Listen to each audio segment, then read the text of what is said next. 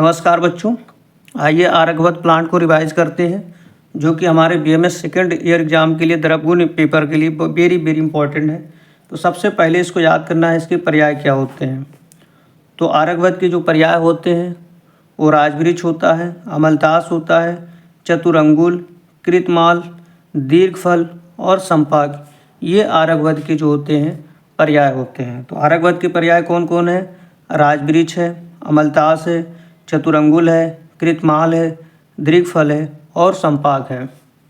अंग्रेजी नेम या English name की बात करें तो इसे पडिंग पाइप ट्री बोलते हैं। वनस्पति नेम या बॉटनिकल नेम की बात करें तो इसका केसिया फिस्टुला होता है। कुल या फैमिली की बात करें तो कैजिलपेनेसी इसकी फैमिली होती है। अब हम बात करते हैं इसका स्वरूप। अगर इसके स्वरूप की बात करें तो इसका वृक्ष जो होता है मध्यम प्रमाण का होता है। स्वरूप में आपको मार्फोलॉजी ही समझ लो बतानी है कि कोई प्लांट है आप देख रहे हैं कैसा होता है। तो स्वरूप इसका वृक्ष कैसा होता है? मध्यम प्रमाण का होता है। तुअक कैसी होती है? कांड तुअक रक्ताभ होती है। पत्र की बात करें तो इसमें कंपाउंड लीफ होती है। इसके पत्र कैसे होते हैं?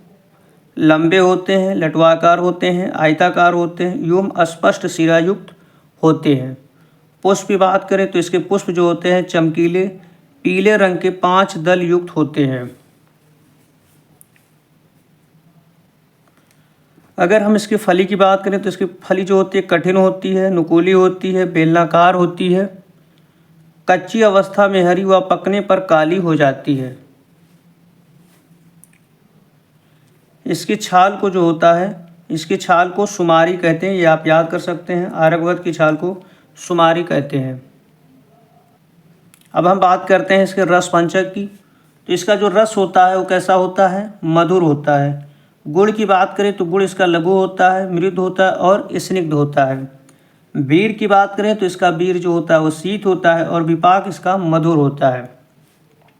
तो एक बार फिर आप रिवाइज कर लिए। रस इसका कैसा होता है? मधुर होता है। गुण कैसा होता है? लघु होता है, मृदु होता है और स्निग्ध होता है। वीर कैसा होता है? शीत होता है। विपाक कैसा होता है? मधुर होता है। अब हम बात करते हैं इसके रासायनिक संगठन में क्या क्या होते हैं या केमिकल कंपोजिशन इसका क्या है। तो इसके कांडत्वक में टेनिन, मोलत्वक में एंथ्राक्विनोन, डेरिवेटिव फलमंजा में anthraquinone, sucrose, pectin, calcium oxalate एवं जल पाया जाता है। तो कम से कम आपको 3 या 4 जो है रासायनिक संगठन आपको याद रखने हर प्लांट के। तो एक बार फिर हम आपका आर्यभट्ट रिवाइज करवा देते हैं जितना अभी तक हमने पढ़ाया है। इसमें क्या होता है? जिसके पर्याय होते हैं वो राजवृक्ष होता है, अमलतास होता है, चतुरंगल होता है, कृतमाल होता है, दीर्घफल होता है और संपाक होता है। अंग्रेजी नेम इसको पडिंग पाइप ट्री बोलते हैं। बॉटनिकल नेम इसको केसिया फिस्टुला है। फैमिली इसकी कैजिलपेनेसी है। स्वरूप इसका वृक्ष जो होता है मध्यम प्रमाण का होता है। तुअक इसकी कांड तुअक रक्ताभ होती है। पत्र इसके क्या होते हैं? कंपाउंड लीफ होते हैं, लंबे होते हैं, लटवाकार होते हैं, आयताकार होते हैं, अस्पष्ट शिरायुक्त होते हैं। पुष्प कैसे होते हैं? चमकीले पीले रंग के 5 दल युक्त होते हैं। फली इनकी कठिन, नुकीली व बेलनाकार होती है। कच्ची अवस्था में हरी व पकने पर काली हो जाती है। इनकी छाल को सुमारी कहते हैं। इनके रस पंचक की अगर बात करें तो इनका रस मधुर होता है। गुण जो होता है लघु मृदु स्निग्ध होता है। वीर इनका शीत होता है और विपाक इनका मधुर होता है। रासायनिक संगठन या केमिकल कंपोजिशन की बात करें तो इनके कांडत्वक में टेनिन होता है। मोलत्वक में एंथ्राक्विनोन डेरिवेटिव होते हैं। इसके अलावा सुक्रोज होता है, पेक्टिन होता है, कैल्शियम ऑक्जेलेट एवं जल पाया जाता है।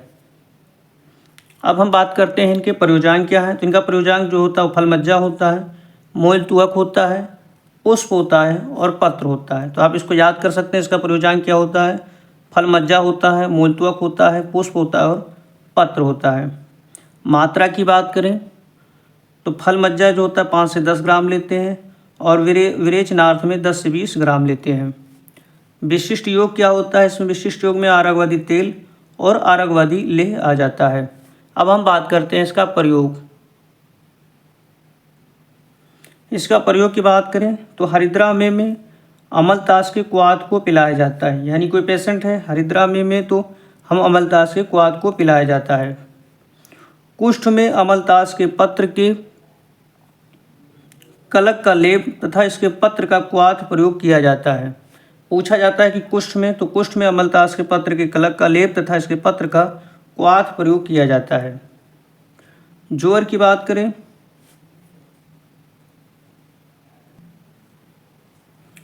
ज्वर में विरेचन हेतु अमलतास के फल की मज्जा को दूध अथवा द्राक्षा के रस के साथ प्रयोग किया जाता है। यानी ज्वर में विरेचन हेतु अमलतास के फल की मज्जा को दूध अथवा द्राक्षा के रस के साथ प्रयोग किया जाता है। पित्तोदर में विरेचन हेतु अमलतास फल मज्जा के कल्प से सिद्ध दूध का प्रयोग किया जाता है। आमवत में सरसों तेल में भुने हुए अमलतास के पत्रों को सायंकाल भोजन के बाद चबाकर खाना चाहिए। यानी किसी को आमवत की प्रॉब्लम है तो सरसों के तेल में इसको भूज लो और फिर अमलतास के पत्रों को सायंकाल भोजन के बाद चबाकर खाना चाहिए। अब हम बात करते हैं इसके कर्म आदि ज्ञान क्या है। तो मुख्य कर्म किसका है? इसका मुख्य कर्म जो होता है, मुख्य फंक्शन जो होता है, ये मृद विरेचन में और कुष्ठघन में इसका मेन कर्म है, फंक्शन है। दोष कर्म क्या है? वात पित्त समन। ये वात और पित्त को जो होता है समन करता है या वात और पित्त को नष्ट करता है। अन्य कर्म क्या है? शूलहर में हेल्प करता है। अगर कहीं पे जो होता है पेन हो रहा है, दर्द हो रहा है तो ये उसमें काम करेगा। ज्वर घन में, कृमि घन में, कुष्ठ घन में और विरेचन में। अन्य कर्म क्या है इसका? शूलहर है, ज्वर घन है, कृमि घन है, कुष्ठ घन है और विरेचन है। तो आप ये बच्चों प्लांट रिवाइज करिए। अगर आपको कहीं पे डाउट है तो आप कमेंट करके पूछ सकते हैं और मैं दोबारा आपको समझा दूंगा। और आप हमारे चैनल को सपोर्ट करते रहिए, लाइक कमेंट और सब्सक्राइब करते रहिए। मिलते हैं बहुत जल्द एक न्यू प्लांट से। नमस्कार बच्चों।